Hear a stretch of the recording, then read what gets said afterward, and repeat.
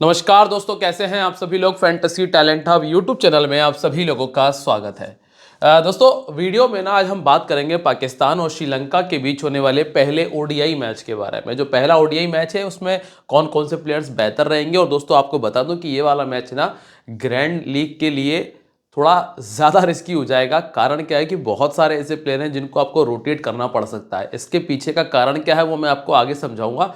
तो अगर pure risk लिया जाए तो कहां लेना है वो मैं क्लियर कर दूंगा, तो ध्यान से देख लेना। सबसे पहले अगर आप लोगों ने हमारे चैनल को सब्सक्राइब नहीं किया है तो fantasy talent hub YouTube channel को सब्सक्राइब कर लेना।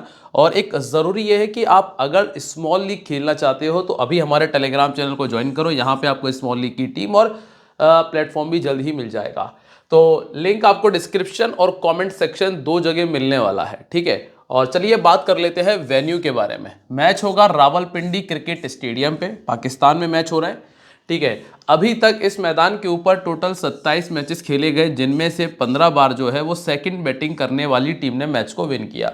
जो एवरेज स्कोर हम देख पाते हैं वो 200 से लेकर 300 के बीच का है। अभी ज़्यादा बड़ा कह दिया मैंने, लेकिन अगर नॉर्मल बात करें तो 250 से 300 का स्कोर सबसे ज़्यादा बना है, फिर है 200 से 250 के बीच का, ठीक है। एवरेज स्कोर लगभग 250 के आसपास है। और आखिरी जो कुछ मैचेस खेले गए हैं उनमें क्या हुआ था, बांग्लादेश ने 236 बनाया था, न्यूजीलैंड का 240 था। यहाँ 2023 में न्यूजीलैंड ने 336 बनाया था, पाकिस्तान का 337 का स्कोर था। और यहाँ पे न्यूजीलैंड ने 288, पाकिस्तान ने 291 कर लिया था। लगभग लगभग सभी मैचेस में आपको ये देखने मिला है कि जो सेकंड बैटिंग है उसने मैच को जीता है। तो कुल मिलाकर हम ये कह सकते हैं कि जो टीम सेकंड बैटिंग कर रही है उसको फायदा मिला है। अब चूंकि ये मैच चाहे से पाकिस्तान में है, लेकिन इसके बावजूद भी स्पिनर्स ने बहुत कुछ कमाल किया नहीं है। सिर्फ ये मैच था जिसमें स्पिनर को 5 विकेट मिले बाकी मैचेस में 3 विकेट। यहाँ पे तो कोई विकेट स्पिनर को नहीं मिले और यहाँ सिर्फ 1 विकेट स्पिनर को मिला है। तो जो श्रीलंका की उम्मीदें हैं, जो श्रीलंका डिपेंड करती है स्पिनर्स के ऊपर, उनके लिए थोड़ी मुसीबत बढ़ जाएगी, ठीक है। उनके लिए थोड़ी मुसीबत बढ़ जाएगी क्योंकि श्रीलंका के जो पास कम से कम 4 से 5 स्पिनर्स मौजूद है जो कि विकेट भी निकालते हैं और बढ़िया बॉलिंग भी करते हैं।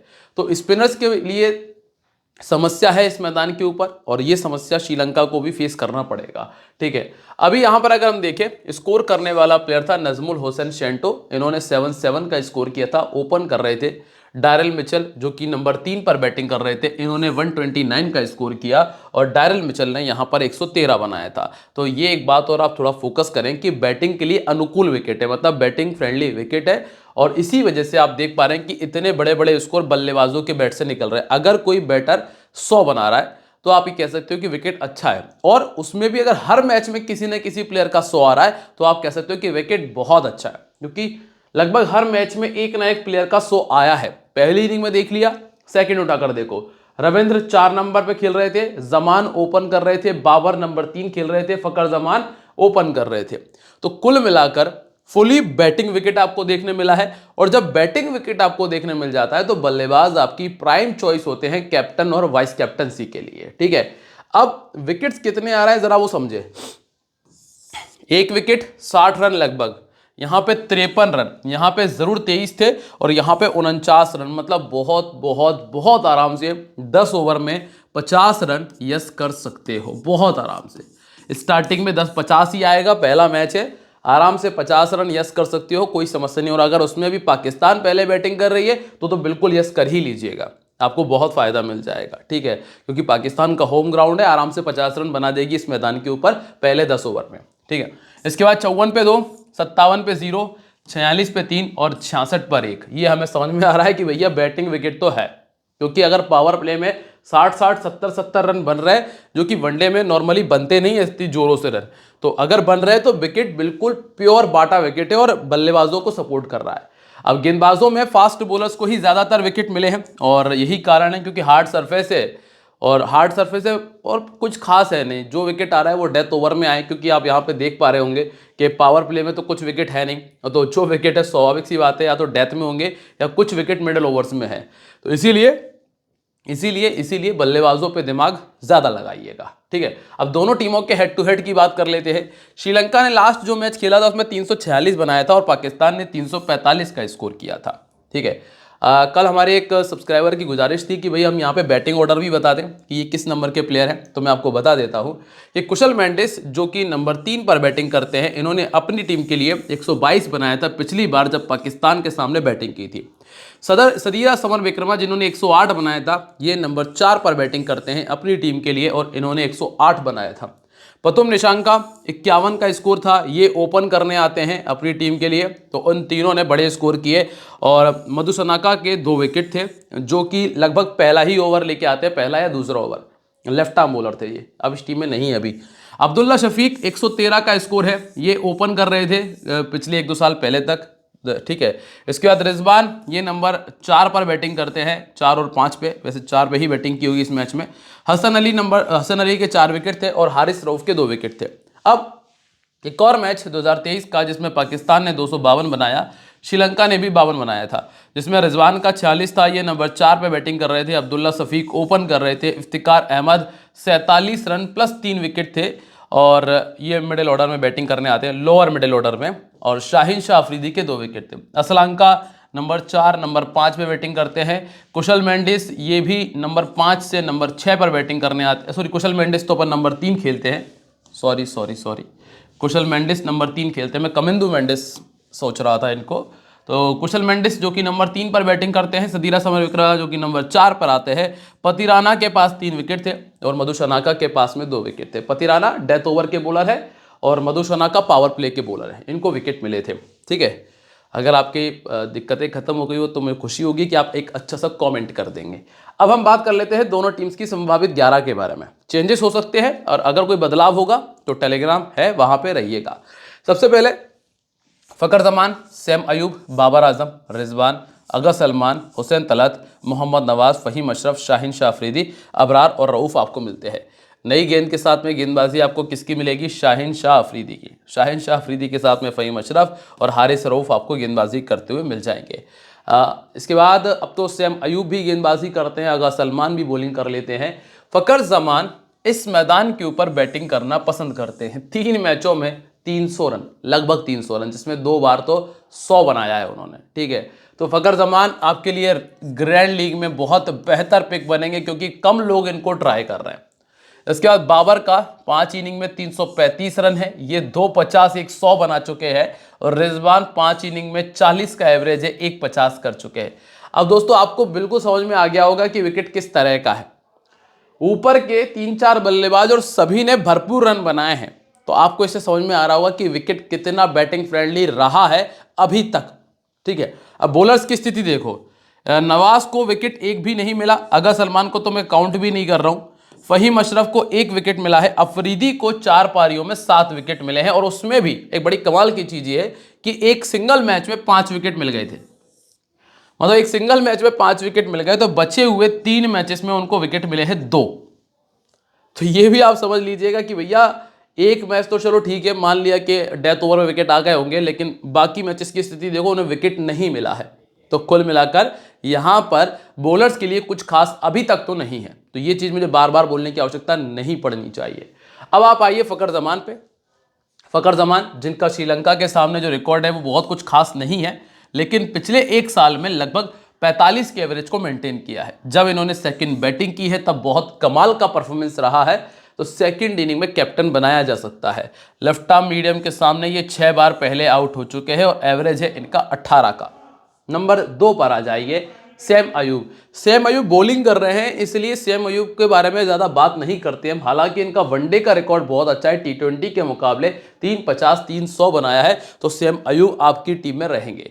जमान दोस्तों अभी छोड़ रहा हूं, लेकिन फ़खर जमान को जिस टीम में रखो कैप्टन बनाना, क्योंकि जब उनके बल्ले से स्कोर आएंगे ना तो फिर वो छोटा स्कोर नहीं बनाते, उनका आएगा स्कोर 80 90 100 125, यही स्कोर उनके बल्ले से निकलता है। तो जमान को रखो तो कैप्टन बनाओ, नहीं तो मत रखो, सीधी सी बात, क्योंकि वो हिट करते हैं, लगातार हिट करते हैं। इसके बाद है बाबर, सैम और रिजवान, ये 3 प्लेयर नहीं छोड़ सकते एक तरह से देखो, क्योंकि टेक्निकली स्ट्रॉन्ग प्लेयर है। वनडे मैचेस है, 40 का एवरेज है यहाँ और 53 का एवरेज है श्रीलंका के सामने, तो ये प्लेयर आपकी टीम में रहेगा, प्लस रिजवान भी आपकी टीम में रहेगा, क्योंकि श्रीलंका के सामने जो 6 मैच खेले हैं उसमें इन्होंने 353 रन बनाए हैं। श्रीलंका के सामने बैटिंग करना पसंद करते हैं। तो ये जो 3 प्लेयर आपके सामने ऑलमोस्ट कंफर्म है। अब आते हैं अगा सलमान पे। अगा सलमान का जो अभी लास्ट जो सीरीज निकली है अफ्रीका के सामने वो ठीक निकली है, तो इस वजह से अगा सलमान को मैं रख रहा हूं, लेकिन वो पहले बैटिंग करते हुए मैं ज़्यादा फोकस करूंगा। सेकंड बैटिंग में मेरा इतना फोकस नहीं रहेगा अगा सलमान पे। 40 का बैटिंग एवरेज है, 19 विकेट निकाले हैं, कुछ ओवर की गेंदबाजी आप देख पाएंगे। इसके बाद हुसैन तलत, यहां तक आपको आने की जरूरत नहीं है, इनकी तलब आपको नहीं लगनी चाहिए, ठीक है। फिर आप आएंगे नंबर 7 नवाज पे। नवाज को लिया जा सकता है क्योंकि किसी भी स्थिति में 2 विकेट ये आराम से निकालते हैं, तो कम से कम 1 और मैक्सिमम 2 विकेट, और अगर बैटिंग आ जाए तो लगभग 15, 20, 25 का स्कोर भी आपको मिल जाता है। इसीलिए नवाज को रखा जा सकता है। राइट आर्म मीडियम के सामने 4 बार और लेग स्पिन के सामने ये 2 बार पहले भी आउट हो चुके हैं और हसरंगा इनको परेशान कर ले जाएंगे। इसके बाद है फ़हीम अशरफ। फ़हीम अशरफ पे मैं दिमाग नहीं लगा रहा हूँ, हालांकि हो सकता है कि डेथ ओवर में गेंदबाजी करें, लेकिन मैं फिर भी 1 या 2 विकेट के पीछे नहीं भागूंगा। मेरा है या तो 2 या 2 से ज़्यादा विकेट हो, कंफर्म 2 विकेट हो। ऐसा ना हो कि 1 या 2 नहीं, 2 या 3 वाला अगर कोई बॉलर होगा तो उसके पीछे मैं भाग सकता हूँ। इसके बाद है शाहीन शाह अफरीदी, और अफरीदी वो बॉलर है जिनके लिए हम कह सकते हैं कि 2 या 3 विकेट की संभावनाएं रहती हैं, और अगर पहले बॉलिंग कर रहे हैं तो ये संभावनाएं बढ़ जाती हैं, इसीलिए अफरीदी हमारी टीम में रहेंगे। और इसके बाद अगला नाम है अबरार अहमद का। 13 पारियों में 25 विकेट है, पहले बॉलिंग करते हुए 8 में 18, सेकंड बॉलिंग करते हुए 5 में 7 विकेट है। हालांकि स्पिनर के लिए कुछ ज़्यादा खास है नहीं यहाँ पे, तो अभी के लिए मैं अबरार को थोड़ा सा रोक के चल रहा हूँ। और हारिस रऊफ पहली इनिंग के लिए ठीक है, सेकंड इनिंग के लिए ठीक नहीं है, क्योंकि पहली इनिंग में आते हैं डेथ ओवर में बॉलिंग करने के लिए, तो डेथ ओवर में विकेट मिल जाता है, इसलिए पहली इनिंग में रखने में फ़ायदा है। सेकंड इनिंग में तब फायदा होगा जब कहीं अगर पाकिस्तान की टीम 300 का आंकड़ा पार कर दे पहले बैटिंग करते हुए, ठीक है। अब श्रीलंका की तरफ से पथुम निसांका, कामिल मिशारा, कुशल मेंडिस, सदीरा समर विक्रमा, चरिता असलांका, जनित लियांगे, कमिंदु मेंडिस और वानिंदु हसरंगा तक इनके पास में बल्लेबाजी मौजूद है, अगर कायदे से देखा जाए तो, ठीक है। तीक्षाना, दुष्मंता और असीता फर्नांडो, ये 3 प्रॉपर गेंदबाज इस टीम के पास में मौजूद हैं। अब हम सीधा आ जाते हैं इनके प्लेयर्स पे। सबसे पहला नाम है पथुम निशांका का, जिन्होंने 2 मैच खेलकर 80 रन बनाए हैं पाकिस्तान के सामने, और पिछले 1 साल में 48 का बैटिंग एवरेज है। पहले बैटिंग कराओ चाहे सेकंड बैटिंग कराओ, दोनों में इनका रिकॉर्ड बड़ा कमाल है। निशांका टीम में है। फिर आते हैं कामिल मिशारा। कामिल मिशारा के बारे में मैं आपको बताता हूं दोस्तों, इनको आपने रिसेंटली देखा होगा एशिया कप में T20 मैचेस खेलते हुए, जहां पे इनका नंबर 3, नंबर 4 पर इस्तेमाल किया गया था। कुछ मैचेस में फंसे थे, लेकिन कुछ मैचेस में बहुत कमाल के शॉट्स इन्होंने दिखाए थे, और क्लीन हिटिंग करते हैं। क्लीन हिट मतलब जो शॉट इनके बल्ले से अच्छा निकला वो छक्का ही गया है या चौका ही गया है। तो कुल मिलाकर जो काबिल मिशारा है ये आपके लिए एक प्योर रिस्क का काम कर जाएंगे, क्योंकि चूंकि इनका ये पहला मैच हो सकता है, इसीलिए मैं कह रहा हूं। नहीं तो ये प्लेयर अच्छा है, अच्छा प्लेयर है कामिल मिशारा। तो कामिल मिशारा पर आप रिस्क ले सकते हो, लेकिन आप ये रिस्क तभी लीजिएगा जैसे कि आप निशांका को छोड़ रहे हो तो एक मैच में ही रिस्क ले पाओगे, एक पारी में ही ले पाओ, एक टीम में ही ले पाओगे, सॉरी। अब इसके बाद है मेंडिस आपको विकेट कीपिंग प्रोवाइड करेंगे, प्लस आपको बैटिंग देंगे, तो ये प्लेयर वैसे भी कंफर्म है। 50 का एवरेज है पाकिस्तान के सामने, और पिछले 1 साल में 49 का एवरेज है। राइट आर्म फास्ट बॉलिंग के सामने बैटिंग एवरेज इनका 16 का है। हारिस रऊफ इनको परेशान कर सकते हैं। इसके बाद सदीरा समर विक्रमा, 1 बार शतक बनाया है, 21 का एवरेज है। हाल फिलहाल में उतने ज़रूरी नहीं है, पिछले 1 साल में 1.50 इनके बैट से निकला है। लेफ्ट आर्म बॉलर परेशान करता है, प्लस ऑर्थोडॉक्स मतलब नवाज के पास में ये वो विकेट है जो आ जाएगा, किसका, सदीरा समर विक्रमा का। इसके बाद असलांका, 50 का एवरेज है इस टीम के सामने, और पिछले 1 साल में भी 50 का है, प्लस बॉलिंग कर लेते हैं, लेकिन ये डिपेंड करेगा कि टीम की बॉलिंग स्थिति क्या चल रही है, तो बॉलिंग के हिसाब से भी ट्राई कर सकते हो। हाँ, पर ये असलांका आपको लेने हैं। फिर है जनिता लियांगे, ये बहुत तगड़ा और डिफरेंशियल पिक है। जनिता लियांगे, ये आपके लिए, हालांकि स्मॉल लीग में तो खैर नहीं रख पाओगे, और जीएल में भी आप ज़्यादा से ज़्यादा 1 या 2 टीम में ही रख पाओगे, लेकिन ये प्लेयर बहुत अच्छा है। 15 इनिंग में 3 विकेट है। मैं बॉलिंग से पर्पज से नहीं कह रहा हूँ, बैटिंग इनकी काफ़ी बेहतर है। आप देखेंगे 23 मैचेस में 7 बड़े स्कोर बनाए। अब आप कहोगे क्या बड़ी बात है 23 मैच में 7 बड़े स्कोर, आपको ये देखना है कि बैटिंग किस नंबर पे कर रहा है। 6वें नंबर पे बैटिंग करने आते हैं और इस नंबर पर आकर अगर आपको 7 बड़े स्कोर मतलब हर तीसरे मैच में अगर 50 या 100 दे रहे ना, तो दोस्तों एक वाकई में अच्छी बात है। ठीक है, इसके बाद अगला नाम है कमिंदु मेंडिस का। इनका बैटिंग ऑर्डर ऊपर हो सकता है, 27 का एवरेज है, 350 इन्होंने किए हैं, 6 विकेट इनके खाते में शामिल है। अब वानिंदु हसरंगा ये कंफर्म प्लेयर है, इनको नहीं छोड़ना है क्योंकि ये गिरी से गिरी सिचुएशन में 2 विकेट तो ले ही जाते हैं। तो वानिंदु हसरंगा है। और इसके बाद Dushmantha Chameera recently Asia cup में बहुत अच्छी गेंदबाजी की है, तो उस बेसिस पे ट्राई कर सकते हो, वो भी पहले बॉलिंग करते हुए। तीक्षाना ये कम से कम 1 विकेट निकाल जाएंगे, मैक्सिमम 2 इनके खाते में आप देख लोगे। और अंतिम नाम है असिता फर्नांडो का। एक मैच इनका भी तगड़ा गया था एशिया कप में, 24 इनिंग 35 विकेट इनके पास है। हाल फिलहाल में ये मेरी टीम में नहीं है। अब कैप्टन वाइस कैप्टन में अयूब, बाबर और हसरंगा ये प्राइम चॉइस है। फिर इसके बाद कुशल मेंडिस, नवाज और चरिता श्रीलंका को ट्राई किया जा सकता है, इस सेकेंडरी चॉइस है। हालांकि आप चाहो तो फकर जमान की तरफ और देख लेना, जैसा मैंने आपको बताया था कि जिस मैच में मतलब जिस चलेंगे तो 100 ही आएगा, नहीं तो कुछ नहीं आएगा वाली सिचुएशन है। टीम में कुशल मेंडिस है, रिजवान है, निशांका है, चरिता है, वानिंदु हसरंगा, इसके बाद बाबर आजम, सलमान अली अगा ओब्लिक फकर जमान एक प्लेयर रख लीजिएगा। नवाज और सैम अयूब को हमने कैप्टन बनाया। तीक्षाना और शाहिन शाह अफरीदी हमारी टीम में है। जो प्लेयर बदले जा सकते हैं, एक मैंने आपको बताया कामिल मिशारा के बारे में, अच्छा खेल रहे थे। कमिंदु मेंडिस और दुष्मंता चमीरा को ट्राई कर सकते हो। यहां से अबरार अहमद एक ऑप्शन और है जिसको लिया जा सकता है। उम्मीद करता हूं कि दोस्तों आप लोगों को हमारा ये वीडियो बेहतर लगा होगा। चैनल को सब्सक्राइब कर लिया होगा, लाइक कमेंट शेयर सब आप लोगों ने कर ही दिया होगा। नहीं किया है तो कर दो, क्योंकि मैंने कई बार देखा है कि आप लोग भूल जाते हो, तो भूलना नहीं है, लाइक शेयर कमेंट सब्सक्राइब कर दीजिए। मिलते हैं अगली वीडियो में, तब तक के लिए दोस्तों बाय। जय हिंद, जय महाकाल।